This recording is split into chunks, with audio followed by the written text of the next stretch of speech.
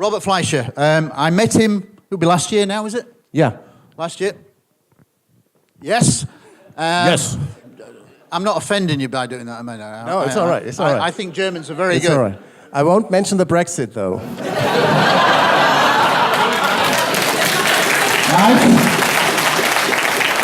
Who said the Germans don't have a sense of humour? I didn't think they had, but there you go.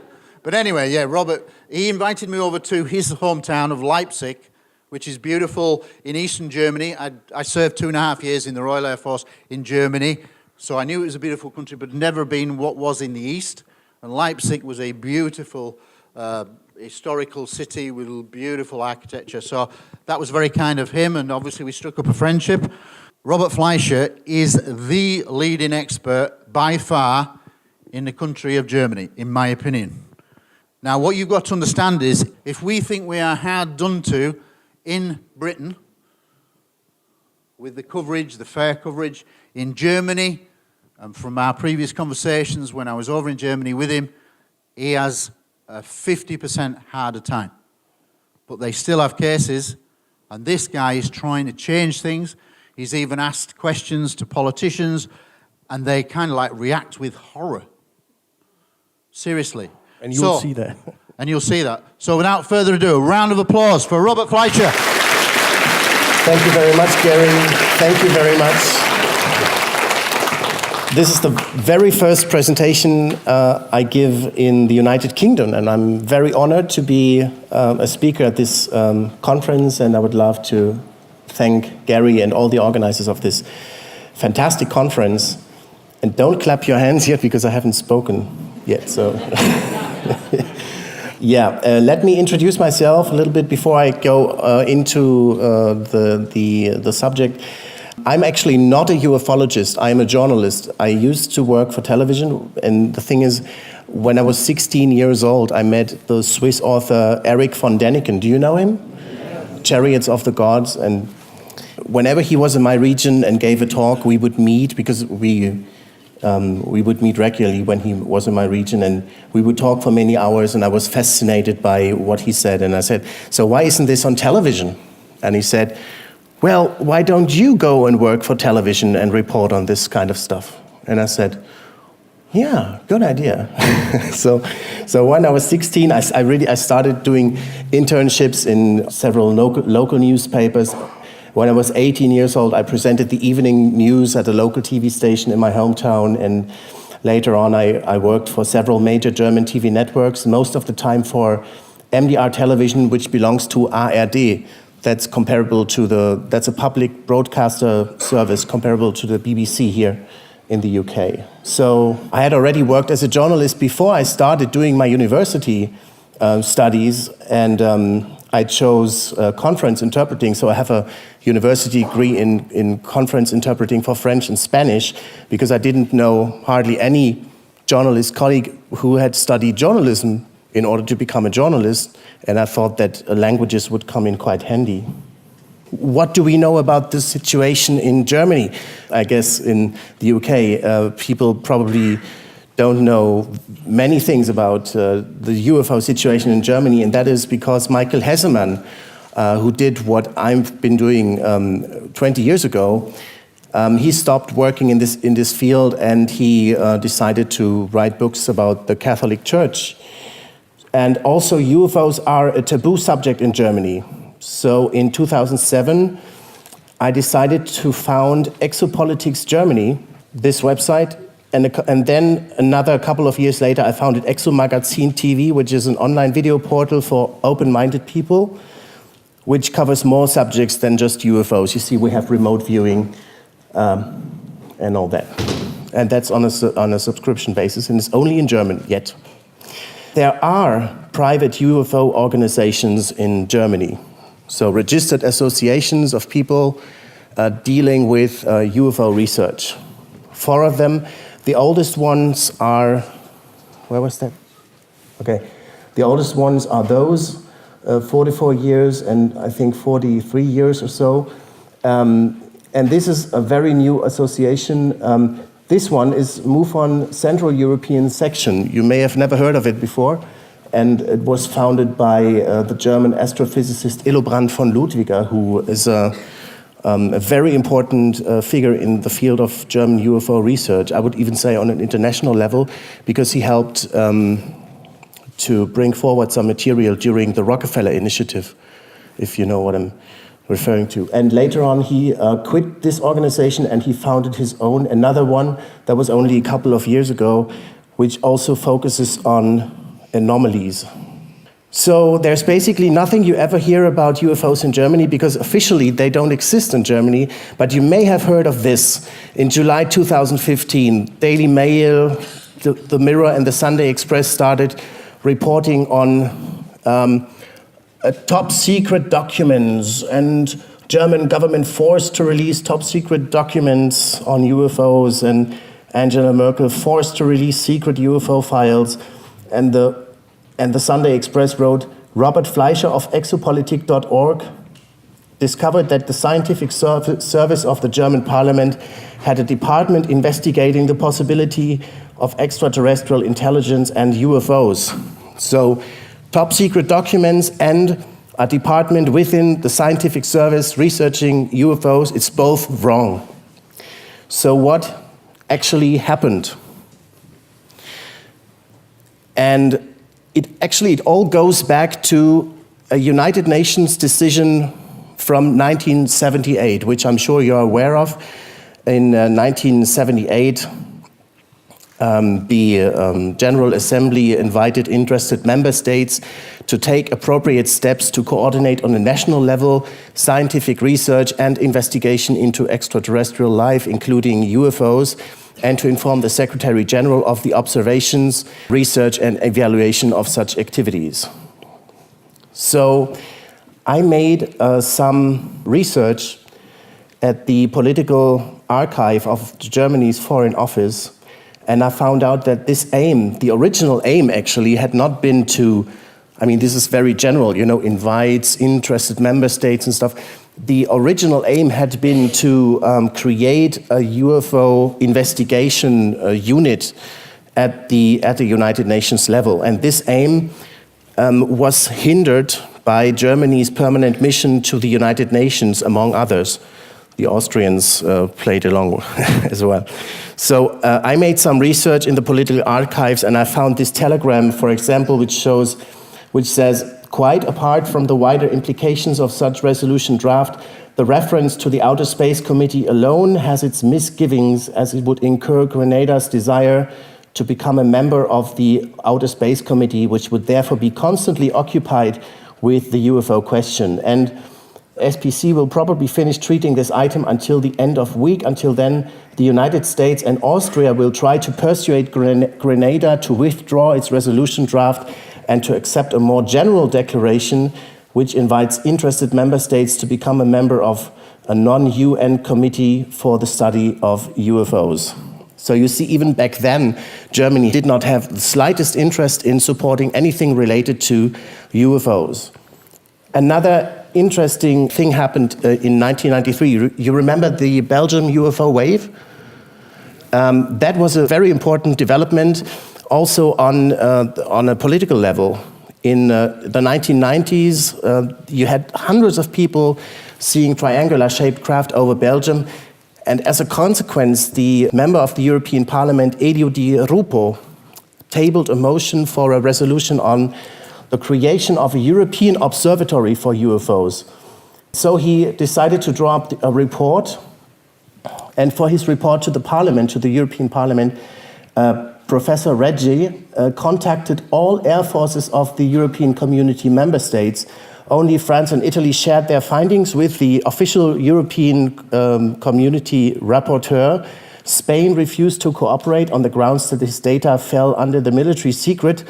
And the Germans were even better. They said, the German Air Force said that it was not competent in this matter, but it did not indicate which service was competent. So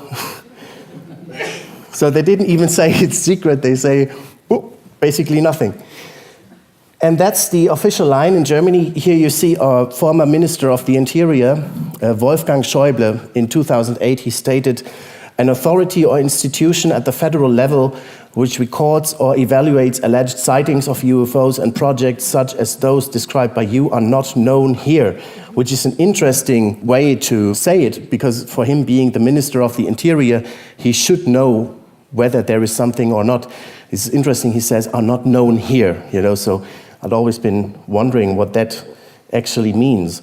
It's not that politicians in Germany are generally not interested in the subject. From time to time you have members of the German Bundestag, which is the German federal parliament, ask interesting questions, like this one from the Liberal Party. In 2008, he asked, how many sightings of so-called UFOs or extraterrestrials has the federal government registered since 2000? And does the federal government intend, after the British and French governments have published their files on UFO sightings, to also publish their files on sightings of UFOs and extraterrestrials in Germany?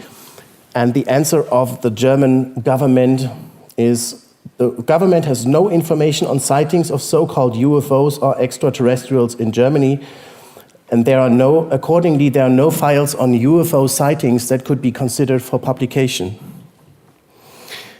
And I mean, just, I see this in the contrast of what's happening here in the United Kingdom, you have thousands of pages of government documents relating to UFOs.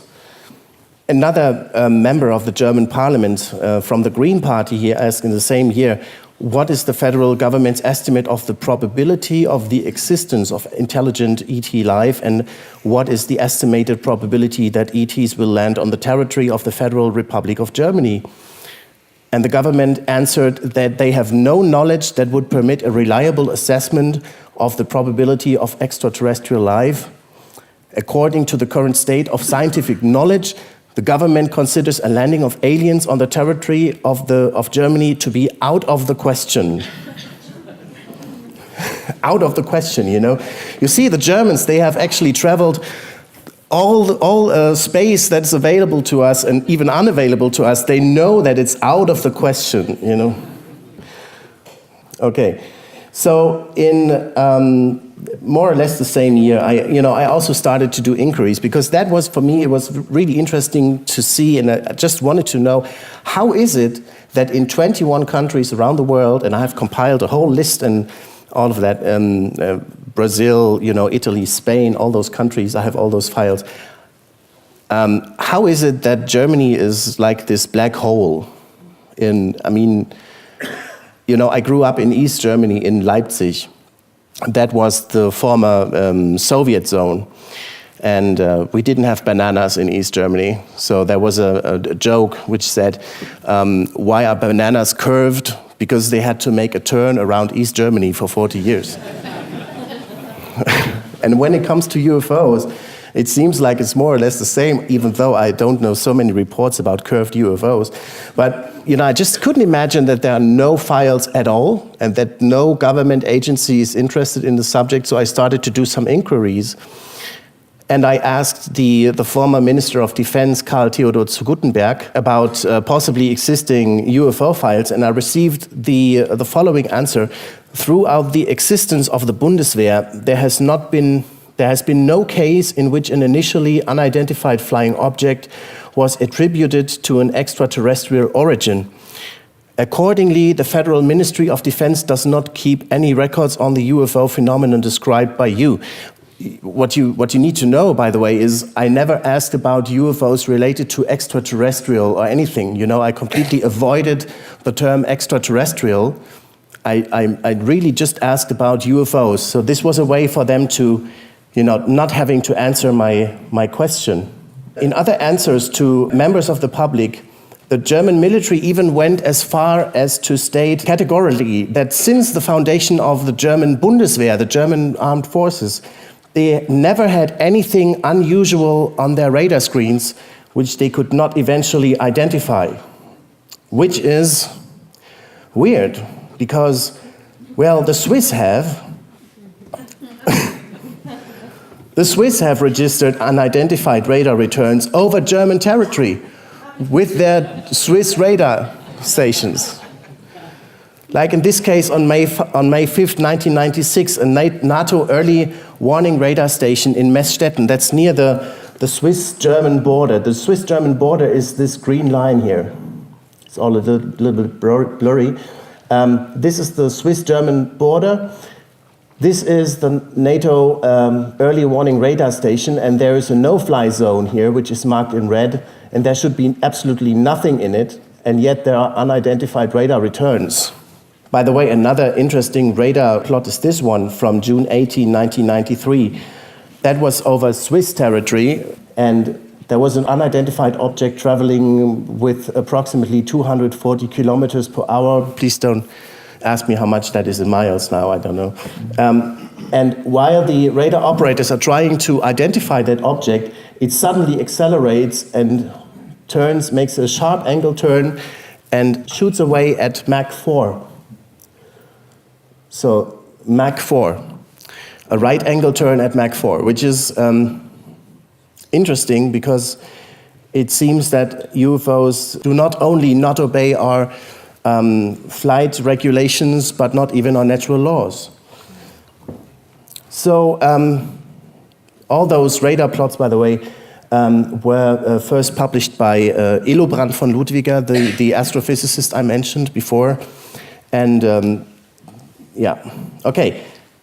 In 2009, I had the chance to get in touch with a member of the German Bundestag. This is her, actually. During the interview, I didn't do the interview myself, it was a colleague of mine.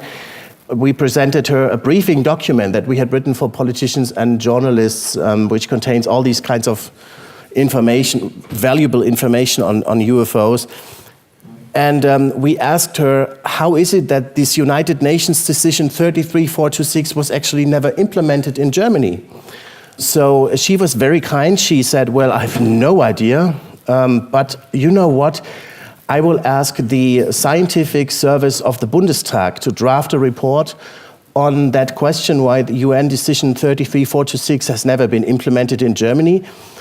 And I will also commission the scientific service of the Bundestag to write a report about how UFOs are treated by European authorities. And sure enough, only a couple of weeks later, I had a big envelope in my mailbox.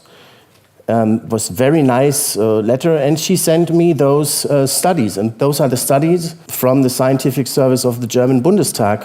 The search for extraterrestrial life and the adoption of UN Resolution A33426 about the observation of unidentified flying objects and extraterrestrial life forms, and the other one about the European Union and how it deals with the subject of UFOs.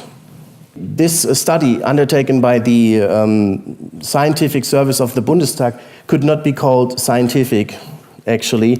It doesn't contain anything valuable, anything new. They even quoted the United Nations decision from an exopolitics website, so they don't even have a drawer with the original text. It was actually a bunch of a list of TV documentaries and some things you can read up on the internet, but it contained an interesting statement, which was the fact that both Great Britain and France had been dealing with questions about the existence of UFOs and ET life forms and have given up their secrecy to publish it even on the internet suggests the assumption that German authorities or ministries have been dealing with that question as well. So that was new because the German government's position had always been that this is a non-existing subject, that there's no interest, there would be no interest. And they also went on to say, in addition, when the United Nations resolution was adopted in 1978, there was still a very pronounced East-West conflict mentality. At least from a military point of view, there might have been a need at the time to investigate reports of phenomena of UFOs. So I reported on this. It was very well received by the German public. And then one of the people who saw this, he also wanted to see the document. And he was refused access to this study undertaken by the Bundestag. So he decided to sue the government.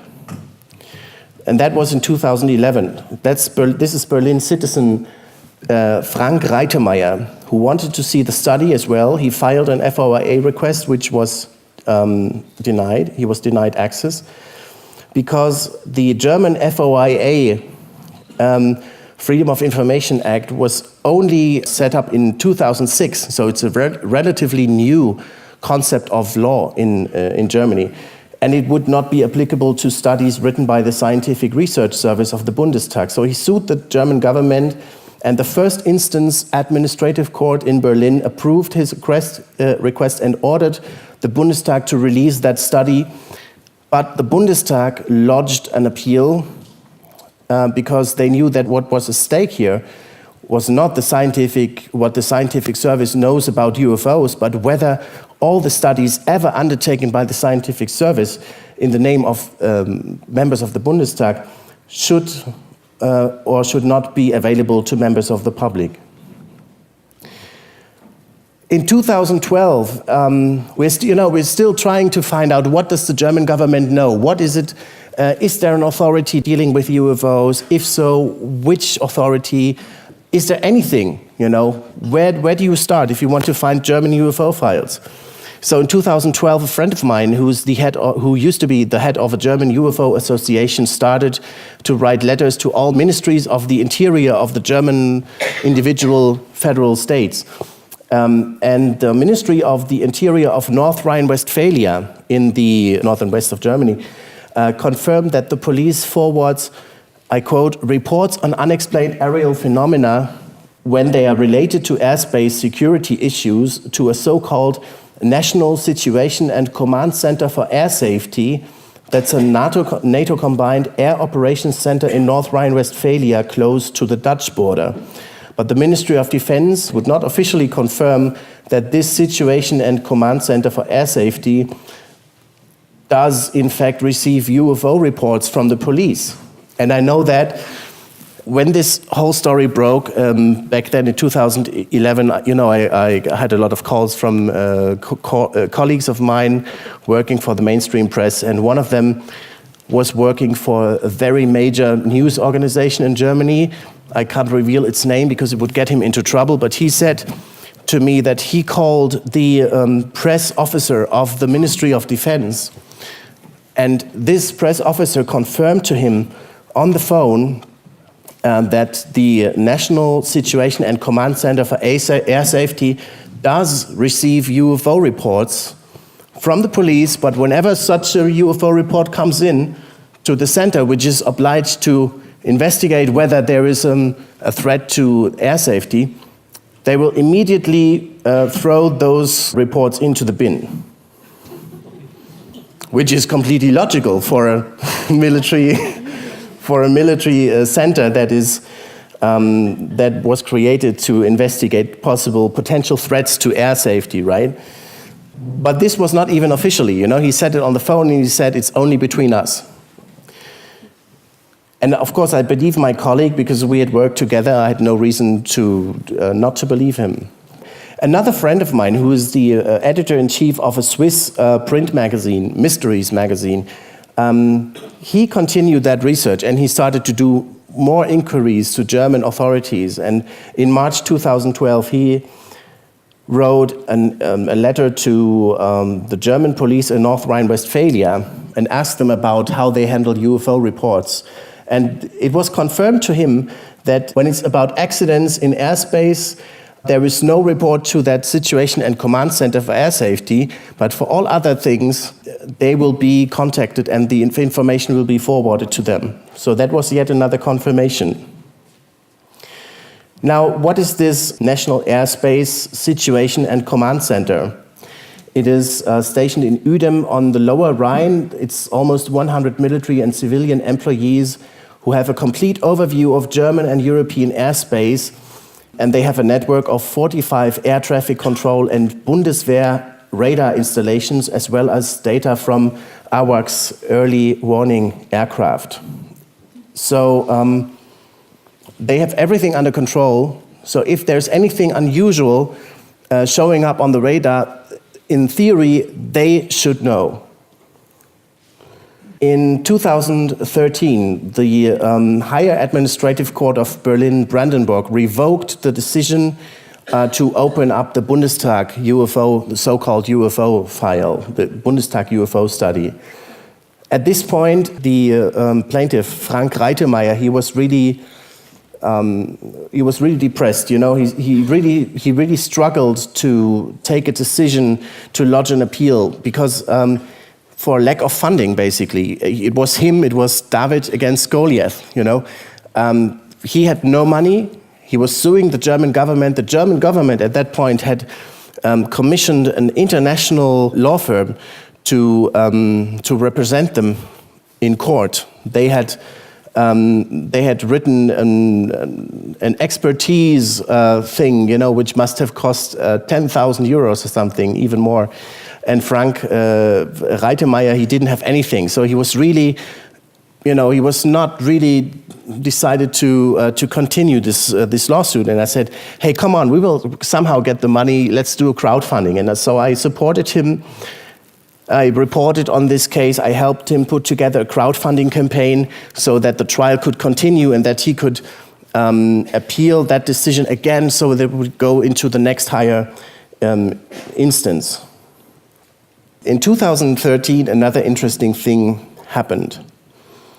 Have you heard of the Stasi? Do you know what the Stasi is? Okay, so that's the Eastern German Secret Service.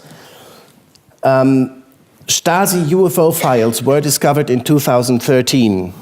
There is a German authority that deals only with all the files pertaining to the former state security agency, Staatssicherheit, or Stasi. And they found some of those documents. I have them at home. I must say they're not spectacular, but at least it shows that in one instance, 5 People's Police officers from East Germany observed a UFO over Halle in Saxony-Anhalt from different positions in 1985, and the object is said to have burst after a flight northwards behind a barracks of the Soviet armed forces. This incident was immediately reported to Erich Mielke, who was then the head of the Ministry for State Security and the head of the GDR Foreign Intelligence. The records of the officer on duty show that the witness descriptions of the object differed from each other, and in addition, experts from the University of Halle, which were concerned with the observation of the sky, were also asked for clarification by the Stasi, but they could not provide any information to clarify it. So there were no debris parts discovered from the object, but there were newspaper clippings from the then Federal Republic of Germany about light phenomena at the time of the alleged sighting over Halle, attached to the files of the state security. Those files also revealed that the Stasi had little interest in UFOs. Instead of interpreting them in the context of possibly extraterrestrial origin, of course, the objects were rather regarded as secret weapons or clever attempts by the class enemy to deceive brave communists. Nevertheless, the Ministry for State Security was very interested in studies on parapsychology from neighboring states of the Warsaw Pact.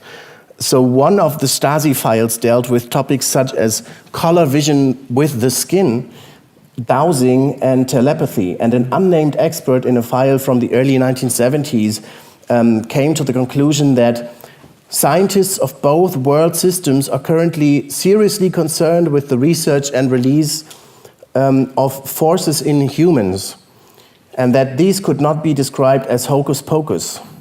And remember that early 1970s, that's around the time when the Stanford Research Institute in the United States started to investigate psychic capabilities of Uri Geller, and when they started to develop this remote viewing thing. So they were actually aware of that. But we know nothing of what the Stasi knew about UFOs yet. So just to remind you, this is the German situation before the German reunification. This is the inner German border. This is Germany as we know it now. This was East Germany, and this was West Germany, and this is inner German border, which is like the front line of the Cold War at that time. So it would appear more or less logical that secret services or military would be interested in UFO sightings, as the scientific service of the Bundestag had said, because it could very well be spy drones from the political opponents. And in fact, it turned out in 2014 that also the BND had UFO files. From 1982 to 86, the Bundesnachrichtendienst, that's the Federal Intelligence Service, the Foreign Secret Service of Germany, collected and analyzed witness reports on unidentified flying objects along the inner German border. And I made a TV report on this, which I hope you'll be able to follow, because I made English subtitles. I'll just show you so that you see the whole story. Der eiserne Vorhang. Ein halbes Jahrhundert lang trennte die innerdeutsche Grenze die Bundesrepublik von der DDR. Mit Stacheldraht, Wachhunden und Splitterminen. Der schwer bewachte Todesstreifen markierte die vorderste Front des Kalten Krieges, trennte NATO-Bündnisstaaten von denen des Warschauer Paktes. Doch nicht nur Militärs behielten die Grenze im Auge, sondern auch der Bundesnachrichtendienst, der Auslandsgeheimdienst der Bundesrepublik. Von 1982 bis 1986 sammelte und analysierte der BND Zeugenberichte über unidentifizierte fliegende Objekte entlang der innerdeutschen Grenze. Das Bundesarchiv in Koblenz. Hier lagern die Unterlagen, deren Existenz deutsche Bundespolitiker bislang verleugnen. Die eigentlich noch bis zum Jahr 2021 gesperrte UFO-Akte konnte nun der Herausgeber des Online-Portals Grenzwissenschaft aktuell einsehen. Sie trägt den Titel DDR-Grenzsperranlagen an der innerdeutschen Grenze, UFO, und sie enthält auf 67 Seiten Sichtungsberichte und Analysen des Bundesnachrichtendienstes. Die Mehrheit der Akte beinhaltet Fälle, die tatsächlich konventionell erklärbar sind, Flugdrohnen, vornehmlich Ballons, Radarspiegel, die steigen gelassen wurden. Aber es gibt eben, wie so oft, immer die Ausnahmen, die die Regel dann wiederum bestätigen. Und die zeigen eben Fälle, die unidentifiziert bleiben, auch im Sinne der Bearbeiter der Akte. Einer dieser Fälle trug sich 1986 auf der Ostseeinsel Fehmarn zu. Am frühen Morgen des 26. August beobachten 3 Grenzschutzbeamte aus dem Fenster ihres Dienstraumes ein hell leuchtendes Objekt, das langsam auf den Fährbahnhof Puttgarden zufliegt und dort in einer Höhe von 50 bis 60 Metern in der Luft stehen bleibt. Die Zeugen vernehmen keinerlei Fluggeräusche, nur ein relativ leises Summen. Form, Farbe und Größe können die Grenzschützer aufgrund der strahlenförmig blendenden Beleuchtung des Objektes nicht ausmachen.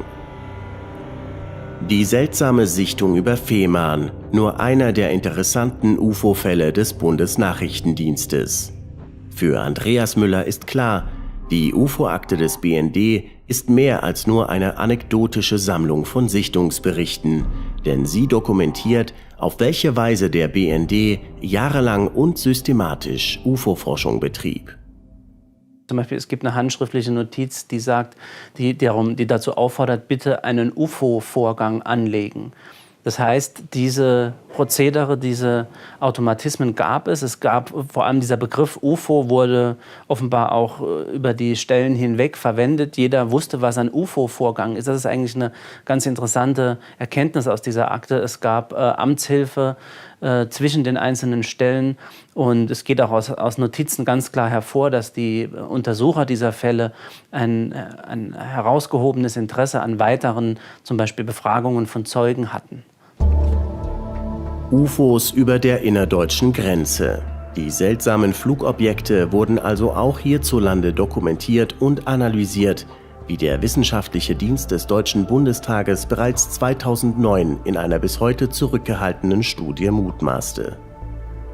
Gerade zu Zeiten des Kalten Krieges, so die Autoren, hätte durchaus ein Interesse daran bestehen können, UFO-Sichtungen nachzugehen, aus Angst vor Spionagedrohnen des ideologischen Gegners.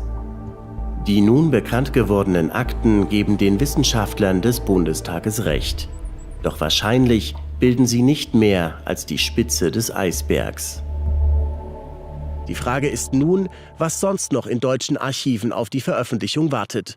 Denn in vielen Ländern weltweit stammt der Großteil der veröffentlichten UFO-Akten von Seiten des Militärs. Doch im Gegensatz zu 20 anderen Ländern auf der Welt herrscht bei der deutschen Bundeswehr bislang dazu nur eisiges Schweigen. So those were the files of the German Federal Intelligence Service, which is not the German military. And as I just noted, I don't know, could you follow the subtitles? Could you read them well? Okay, good. There were some UFO files from the BND, but we still didn't know what the German military had. In June 2015, the Federal Administrative Court of Germany finally decides that studies undertaken by the Scientific Research Service of the Bundestag are to be released under the German Freedom of Information Act. So this does not only count for the now famous UFO, so-called UFO study, but for for all the studies ever undertaken by the Scientific Service of the Bundestag for members of the German Parliament, which is really important, an important thing, because you remember when the United States and I think it was Great Britain and France decided to conduct airstrikes on Syria a couple of months ago. They said, well, we couldn't do otherwise because the United Nations Security Council was obviously occupied and blocked. So the German Chancellor Merkel and other German politicians said, we find it positive that those countries have taken the responsibility to conduct those airstrikes. And the German Scientific Service of the German Bundestag actually contradicted and said, no, this is against international law, period. And this was a very important subject on the German news, and we could not have this, we wouldn't have this instance of, I would say, rational reasoning about what's going on in the world without this man, Frank Reitermeier, who helped to bring studies from the scientific service to the public. So in a way, we helped write legal history in Germany. This is like those studies by the scientific service are like the El Dorado for journalists, but they are maybe Pandora's box for Germany's government. However, we still don't have any clue about what the German military may know about UFOs at that point. And that's why in August of 2015, I made another approach. And I knew that if I would write yet another letter to the Ministry of Defense, I would receive more or less the same answer. So I chose a way, I did it in the most public way possible. So I chose to go to a press conference by the Speaker of the German government and the speakers of the ministries and asked the Speaker of the German government personally. And this is what he said.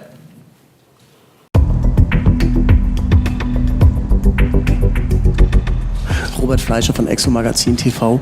Ich habe eine etwas ungewöhnliche, aber durchaus ernst gemeinte Frage. In 20 Ländern hat das Militär bereits unidentifizierte Flugobjekte registriert, jahrzehntelang Akten dazu angelegt und sie nach jahrzehntelanger Geheimhaltung auch freigegeben. In 5 Ländern gibt es sogar staatliche UFO-Untersuchungsbehörden. Meine Frage an Herrn Seibert, warum kümmert sich hier in Deutschland eigentlich niemand darum? Und an den Sprecher des Verteidigungsministeriums, was müsste passieren, damit Frau von der Leyen die Einstufung von möglicherweise doch existenten geheimen UFO-Akten neu überdenkt? Wir danken für die interessante Frage und sind gespannt auf die Antwort. Ich kann nicht behaupten, dass ich in irgendeiner Weise ein Experte auf diesem Gebiet wäre. Ich weiß, dass es eine Reihe von Menschen gibt, die damit sehr viel Zeit verbringen und im Internet sich dazu austauschen. Es steht nicht im Mittelpunkt der Politik dieser Bundesregierung, es steht nicht mal an den Rändern der Politik dieser Bundesregierung. Wir haben auch nicht das Gefühl, dass es in irgendeiner Weise eine Frage ist, die für das gute Zusammenleben in Deutschland oder in der Welt von Bedeutung wäre. Vielleicht könnte man hier die Phrase benutzen, die Frage stellt sich nicht. Aber wollte ich jetzt mal nicht. Vielleicht das Verteidigungsministerium noch? Also, ich möchte denen eigentlich nichts mehr hinzufügen. Aber mir sind weder die Vorgänge noch irgendwelche Akten diesbezüglich bekannt und sehen Sie es mir bitte nach, dass ich in diesem Rahmen jetzt hier weder was sagen kann, wirklich nichts sagen kann dazu. Also das ist eine Sache, die uns in unserer Verantwortung nicht herumtreibt, wirklich nicht. So what do you think of that, being British citizens, knowing what the British Ministry of Defence has published throughout the decades and done? What's your, I mean, if you see this is the speaker of the German Ministry of Defence, did you notice all the people laughing in the room? You know, can you imagine the atmosphere there for me asking that question and having hundreds of people laughing at me? It was really weird. So that didn't bring any success, but I had some publicity. In 2016, I noticed that Hillary Clinton started talking about UFOs during the United States electoral campaign. She was on the Jimmy Kimmel show, she referred to it as UAP and stuff.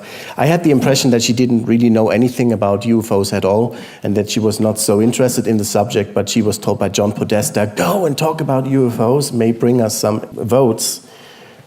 Anyway, I thought, well, we could try this in Germany too, right? I mean, it would be highly unlikely that the German Chancellor Merkel, first of all, goes into a talk show on German television, and secondly, that she would start referring to UFOs by herself. But I thought, well, I could try to ask candidates of all political parties who want to get elected again, because after all, as you will notice, by the way, the German Bundestag looks like a giant UFO. Even from the outside, you know. So I decided to send out letters and emails to candidates of every political party before the German federal elections in 2017. So during the campaigns, I sent out those letters and I asked all those politicians the following questions. Will you, after being elected to the Bundestag, make sure that German authorities or ministries make their UFO files public? That is the question that I asked to a couple of dozen politicians. Not all of them came back to me, but some did. This is the political spectrum in Germany, so between left and right. I mean, there are many ways to show the political spectrum, but this is like the most common in Germany. So those are the socialists, the left-wing party, the Green Party, which is important in Germany. Then you have the Social Democratic Party. You have the Christian Democratic Union and Christian Social Union, which always show up together. This is where Angela Merkel comes from. Those are the liberals, FDP, and this is the relatively new party, Alternative for Germany. I don't know if you've heard of it. It is more rights-oriented. So I asked politicians of all those political parties what they think on UFO files, and here are some statements from members of the government, of the then government coalition between SPD and CDU, which is the same coalition that we have now. So Clemens Binninger, this one from the Christian Democratic Union, said, I have no knowledge of UFO sightings, and in this context, I also refer to your conversation with government spokesman Steffen Seibert and a spokesman of the Federal Ministry of Defense in September 2015 at the Federal Press Conference. The two spokespersons had no knowledge of any such events, so he watched my video, or they had some record on it. Thomas Oppermann, important politician from the SPD, said, I can only underline what my colleague Clemens Binninger already told you. I know nothing on UFOs. Hubertus Heil, SPD, said, I can only underline what my colleague Thomas Oppermann already told you on UFOs. So they were completely the same emails, you know. Then I was electrified by a statement from the head of the Green Party. She said, the secret documents on unidentified flying objects must be made public. I said, great. But then I read on, she said, unfortunately, however, these are only available in Klingon and partly blacked out. If you are familiar with this language or know someone who is, please contact the BND. So bullshit, you know. Then I had another interesting reaction. Do you know this guy, Martin Schulz? He was Merkel's main rival, main opponent during the last federal elections. He also used to be the president of the European Parliament from 2012 to 2017. And in August 2017, I had a chance to ask Angela Merkel's main opponent, Martin Schulz, personally, whether he would open UFO files. So keep in mind, this is her main opponent at that time, and he gave a very interesting answer. Eine weitere Frage, die, muss ich persönlich sagen, zu meiner Überraschung relativ weit vorne gelandet ist in der Online-Abstimmung, stellt ein Leser der Leipziger Volkszeitung, Herr Robert Fleischer.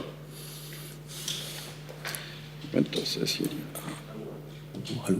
Guten Tag, Herr Schulz, schön, dass Sie da sind. Mir geht es um die Informationsfreiheit in Deutschland und ich meine meine Frage wirklich total ernst. Also in 21 Ländern auf der Welt sind vormals geheim gehaltene UFO-Akten veröffentlicht worden, unter anderem in Frankreich, Großbritannien, Italien und Spanien. Und die komplette Liste hätte ich hier, also falls Sie das interessiert, gebe ich Ihnen das gerne. Sollte man das nicht auch in Deutschland machen und würden Sie sich als Bundeskanzler dafür einsetzen? Und meine Frage ist nicht, ob Sie was über UFO-Akten wissen in Deutschland, sondern ob Sie sich dafür einsetzen würden, dass geheime UFO-Akten öffentlich werden.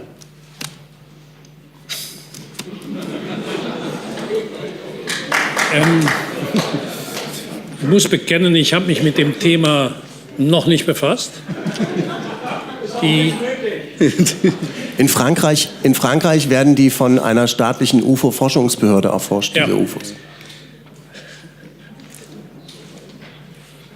Ich versuche, Moment mal, ich versuche Ihnen, ich hoffe, rechtlich einwandfreie Antwort zu geben. Wenn diese Akten nicht veröffentlicht werden, weil sie einer bestimmten Klassifizierung unterworfen werden, als geheim, dann kann ich Ihnen jetzt nicht versprechen, ohne entsprechende gesetzliche Rahmenbedingungen sie zu veröffentlichen. Denn ein Bundeskanzler der Bundesrepublik ist an die gesetzlichen Vorgaben gebunden. Ich kann Ihnen aber zusagen, ich würde prüfen, was sind die Voraussetzungen, warum sind sie als geheim klassifiziert und wenn es keiner weiteren Geheimhaltung in diesem Bereich bedarf, dann würde ich dem Deutschen Bundestag vorschlagen, sie zu veröffentlichen. Vielen Dank. So that was for German circumstances, this was sort of a revolutionary statement, as you see. So that was interesting, and when he said that, there was some interest on the German media. People said Martin Schulz wants to open UFO files, and my local newspaper came up to me, wanted to interview me, and they showed a photo with some government documents from Great Britain, by the way, showing UFO, and said, and I thought now they would start to report seriously on the subject, and that there may very well be secret German UFO files. But the article was basically about, look at this nutty guy, what he dared to ask our chancellor, a candidate, you know. But sure enough, only a day or 2 days after Martin Schulz's statement, I received a reply from the office of Angela Merkel, directly from the chancellor's office. I had also asked her about German UFO files, and her answer was the Space Operations Center of the German military, of the German Bundeswehr, is tasked with monitoring all near-Earth objects, and since its beginnings there has not been any data collection related to unknown flying objects. Therefore, there is no material to be published. And the Space Operations Center, you need to know about this, is also located at the same place where this National Situation and Command Center for Air Safety is located. It's the same facility, but it's another branch. So I insisted, and I said, now I have the email address from someone inside the Chancellor's office, so I can ask questions. And I said, look, I have all those documents pointing to the NLFZ, this Situation Room for Air Safety. What about this? Of course, the Space Operations Center doesn't deal with anything in the atmosphere. It's about space. But what about this? They are concerned with air safety. Have you looked there? And they said, there are no documents on the subject you have requested from the National Situation and Command Center for Air Safety. And they made sure, please understand, there will be no further correspondence with you on the same subject in the future. But I dared to reply and say thank you. I mean, I could talk a little more about this because, in fact, I had also made some inquiries to the press office of the German military and asked them what is the administrative process in the event that there is something unusual in the sky, some unexplained phenomena in the sky. That's how I called it, because I knew that the German FOIA would only relate to administrative things, not to the actual content itself for security reasons and all this. So I said, what are the administrative procedures in that case if something unexplained is registered in the sky? And the German Bundeswehr replied, well, in that case, we do some investigation, whether it could be space debris, and we even consult with a professor from a German university and all of this. And when I asked the same question to the Ministry of Defense as a Freedom of Information request, I received the answer, well, there's no information at all we can give you about this. So you see that I'm being stalemated in a way, you know. Anyway, so the question remains, are there really no UFO encounters from the German military? How is it possible that the German military doesn't deal with UFOs, as opposed to more than 20 countries in the world? How is that possible? And I just couldn't understand how that would be possible, if that's possible. And then I met, and it was just recently, I met a very interesting man. And that man is a retired general from the German military. He was in the audience during one of my lectures a couple of months ago. And afterwards, he came to me and he said, it's very interesting, all those 20 countries, but there's also something interesting I want to tell you to add to your picture. And by the way, I had my own UFO encounter. And I said, what's your UFO encounter? Tell me. So he said, and he's a medical doctor in the rank of a general. So he had worked in high government ranks for 14 years, including the German Ministry of Defense and shaped NATO headquarters in Belgium. So on the evening of December 5, 1982, this retired general was called, he was not a general back then, I assume, he was called on a rescue mission to save an old man who had suffered a cardiac arrest. Since there were no medical emergency helicopters available in that region, the military was called in to assist with their search and rescue helicopter. It took him quite some time to resuscitate that old man, and they flew him to a hospital in Celle. And when they arrived there, the old man had another cardiac arrest, and the medics started running down the hallway. A nurse saw the former general and the other crew, who were still exhausted from having resuscitated that man and from the flight, and offered them, the helicopter crew, a coffee before they were to return to their base in Fassberg in Lower Saxony. Between midnight and 1 a.m. on December 6th, they climbed into their helicopter again. The weather that night was very bad.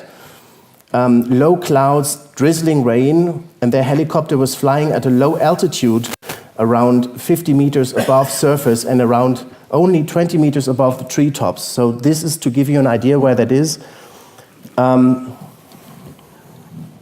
This red dot here is where he was stationed, and the hospital was around here, Celle. And to give you a better idea, this is the hospital in Celle. This is where he was stationed. And this is the area where it happened. So when they arrived in this area near the small town of Eschede is here, they suddenly noticed some glowing lights on the left-hand side.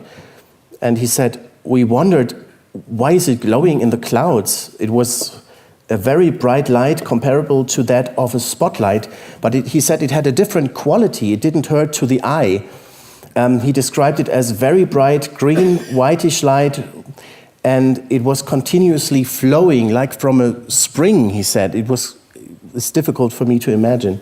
It was continuously flowing light, and it flew alongside them. The distance, he said, was difficult to ascertain. He estimated it around 100 meters. They were flying at around 160 kilometers per hour. The pilot said to the onboard mechanic guy, "Who is flying there at this weather?" And they were wondering if this was some secret aircraft. They decided to call the tower of a nearby airfield, Langenhagen, to check whether they had traffic. But the controller answered they only had their helicopter on their screen and nothing else. The strange light accompanied the helicopter for about 1 to 2 minutes. This is the helicopter. This is the strange light when it was initially in the clouds, and then it came, from behind the clouds. It was visible. Then suddenly it made a sharp right angle turn towards the helicopter, and they were all shocked. The pilot tore the helicopter sharply downright in order to avoid collision, and when the light had approached the helicopter at about 10 meters, the general heard a static radio noise on his headset. The onboard mechanic screamed, "Watch out, you're getting into the trees." Then the object changed its direction very rapidly and shot upwards in the air, where it disappeared in another glowing cloud. Fortunately, the helicopter came to rest above a small lake in the forest, because this was all forest, and the pilot managed to stabilize the aircraft. They kept hovering there for a couple of minutes to see if the light would return and to sort of recover from what had just happened. And they also contacted the airfield Langenhagen again to verify if there was really no other traffic in the area. But the controller insisted that they were alone, and he added, "But we just saw you flying a strange maneuver. Everything okay?" And after a while, they continued their flight back to Fassberg, and the weather was so bad, they had to open the door for landing. The light, he said, demonstrated such an incredible maneuverability, way beyond anything he had seen before. Mass inertia law didn't seem to apply to it, which is why he is not sure if it was a solid object at all. There were no physical interferences with the helicopter besides of that static noise on the radio, on the headset. And after the landing, the 4 men talked about the incident and decided they would not report it for fear of losing their good reputations and flight license. He kept this incident for himself for many decades until in 2012 he read the Cometa report, and he saw that there is a similar reports from other pilots, so that is when he decided to go public about his sighting. And I said, but anonymously, and I said, wow, that's interesting. So there are UFO cases with German military involvement, but how come there is no official interest in the subject?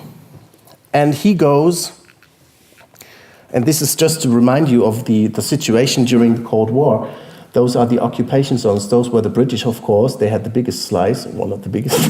This is the French and the American sector, and this is the Soviet zone. And he said, you need to understand that Germany was an occupied country, and after World War II, Germany was not a sovereign state until 1990. He said, it may very well be the case that German authorities are the exception to the rule, that they are not dealing with UFOs, because the air supremacy was divided among the Allied powers. Britain, France, Americans, the Soviets, and I think the Dutch were also involved.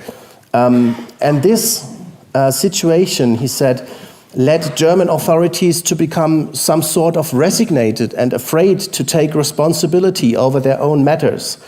And he said, over the years, this resignation and this fear of taking responsibility has become sort of institutionalized.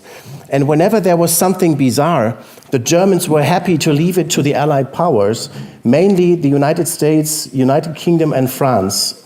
So he was kind of suggesting that whenever it came to a UFO sighting, the German authorities were actually very happy to keep it to the Americans or any other Allied power to investigate. And that may very well be the explanation why German authorities have not been dealing with this issue.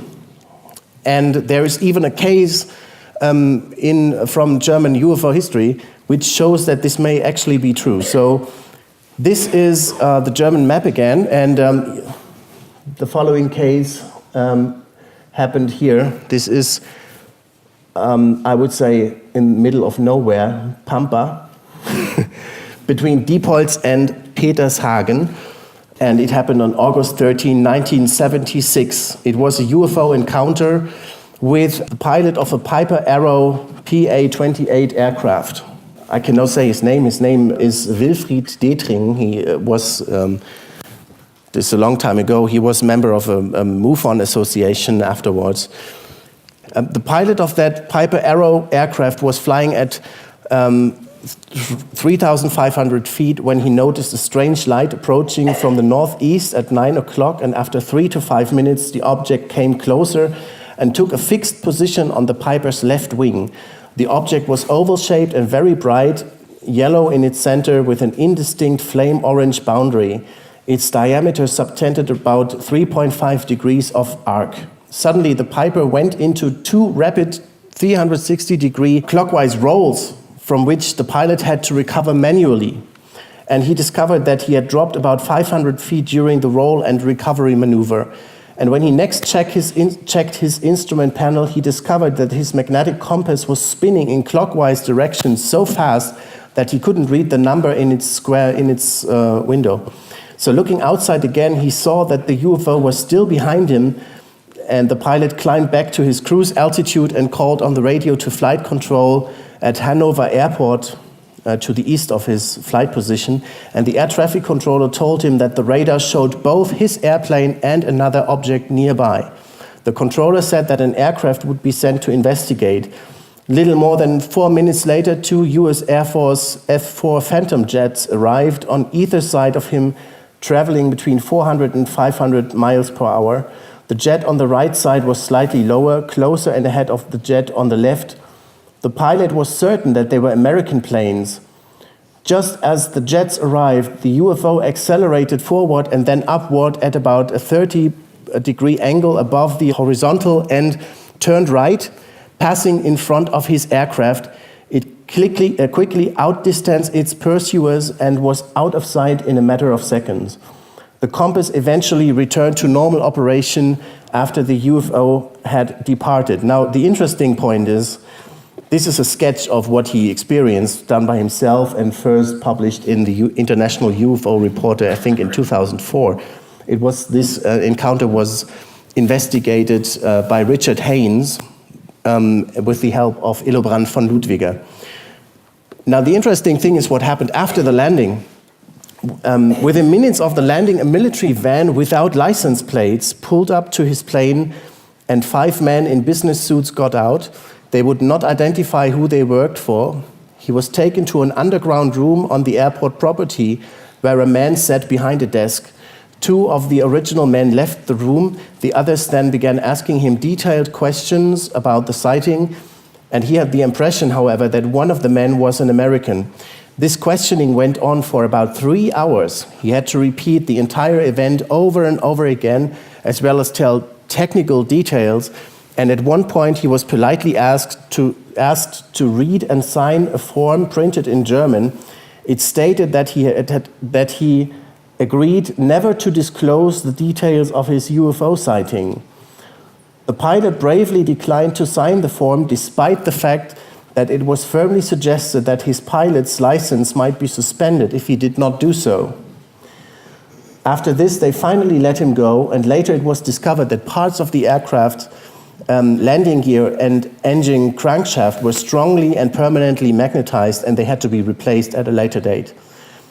So you see, there is a UFO encounter over German territory. The pilot calls for Mayday. There are obviously American fighter jets coming up to him. They accompany him to land on Hanover Airport, where he is eventually debriefed or questioned by obviously American military personnel on German territory in 1976. So this might be the example of that, at that time, normal procedure when it came to UFO sightings. And remember, Germany still to this day hosts the biggest US military base outside the United States, Ramstein, and I think it's currently 33,000 US troops who are stationed in Germany, and another 1,500 are going to show up within the next 2 years. So it may be the case that this is still going on, that whenever there are UFO cases, UFO encounters, it is the Americans who take charge of it. On the political side, recently there seems to be some renewed interest in the subject of UFOs and especially extraterrestrial life. There was a parliamentary question to the government only a short time ago, in July 2018. Another deputy of the Green Party asked the German government what precautions, protocols or plans for a possible first contact with ET life exist on the part of the federal government and its subordinate authorities, and if they have ever talked about it with other countries. And the answer is there are no protocols or plans for a possible first contact because the federal government considers a first contact on the territory of Germany to be extremely unlikely according to the current state of scientific knowledge. So you see, within 10 years, German government has made considerable progress in estimating the situation of first contact. In 2008, they said it's out of the question. 10 years later, at least they deem it extremely unlikely, so it's not out of the question any longer. So you see, we made huge progress during the last 10 years. Thank you for your attention. Thank you very much. Round of applause for Robert Fleischer. Thank you.